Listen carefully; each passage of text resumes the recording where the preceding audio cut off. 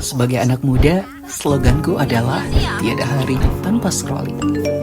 Wah, ada tugas baru nih. Sekarang giliran mata kuliah literasi. Seru nih, pasti Pak Arya yang ngajar.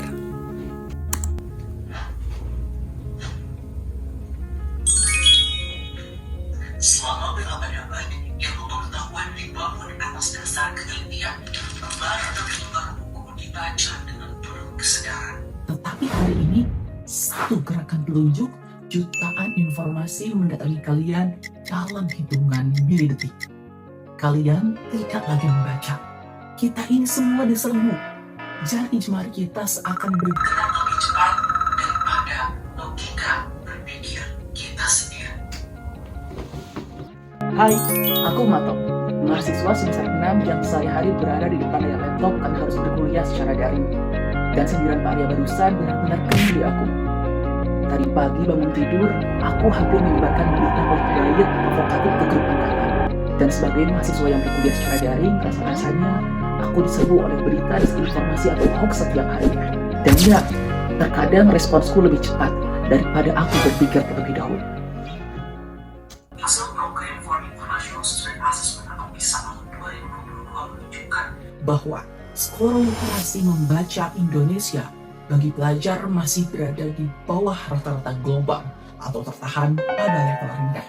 Data dari MIT juga menunjukkan bahwa penyebaran berita disinformasi menyebar 6 kali lebih cepat daripada berita aslinya.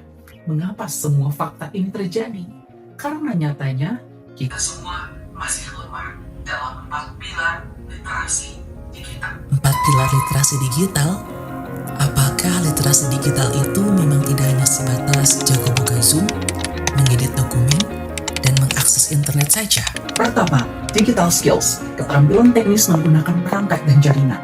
Lalu digital ethics, etika dan kesadaran moral untuk berinteraksi tanpa cyberbullying atau perundungan. Dan ketiga, digital safety, perlindungan data pribadi dan jeli mengenai penipuan secara online atau daring. Dan terakhir, digital culture, budaya digital yang berlandaskan nilai-nilai Pancasila. 4 pilar ini merupakan pendorong bagi SDGs poin keempat, yaitu quality of education, dan juga tentunya mendukung program Asasita pemerintah nomor keempat untuk pengembangan sumber daya manusia yang unggul dan berkualitas demi terwujudnya Indonesia Emas tahun 2045. Ini juga selaras dengan tujuan di Jawa Barat untuk mewujudkan Jawa Barat literat dan Jawa Barat istimewa. Nah, sekarang teman-teman bisa perhatikan taksonomi Bloom yang Bapak tayangkan. Teman-teman ingat, jangan hanya berada di level rendah, yaitu remembering atau understanding saat scrolling. Teman-teman harus naik ke level analyzing dan evaluating.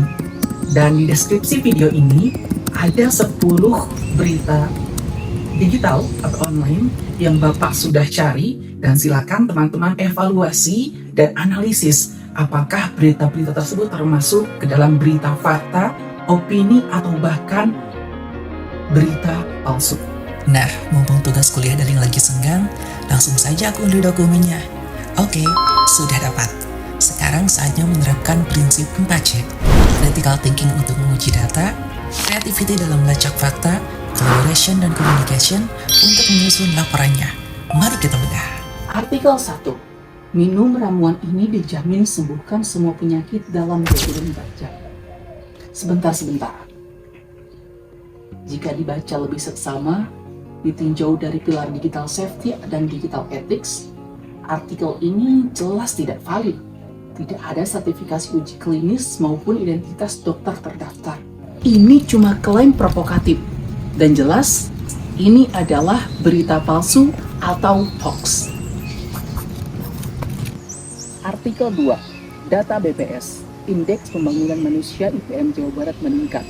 Nah, ini sesuai sekali dengan pilar digital culture dan digital skills. Sumbernya jelas dari BPS, parameternya terukur, dan datanya terverifikasi.